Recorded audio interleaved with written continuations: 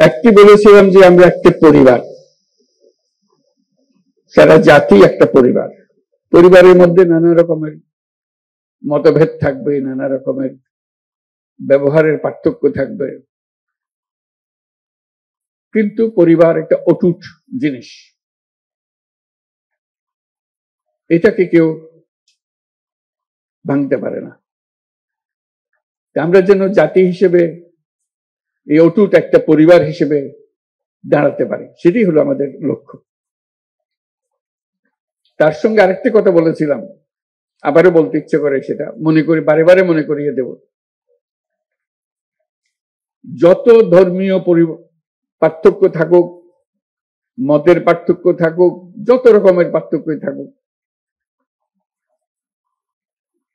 রাষ্ট্র আমাদের প্রতি কোনো পার্থক্য করতে পারবে না। রাষ্ট্র দায়িত্ববদ্ধ সবাইকে সমান মর্যাদা দেওয়ার জন্য, সে যেই হোক,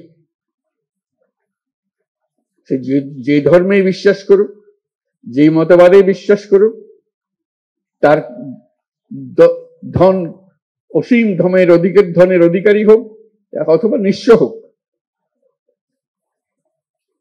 রাষ্ট্রের কাছে সে একজন নাগরিক।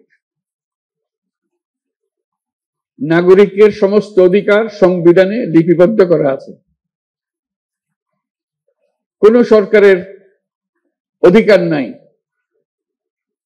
তাকে কোন জায়গা থেকে বঞ্চিত করা, ক্ষুদ্র পরিমাণে বঞ্চিত করা।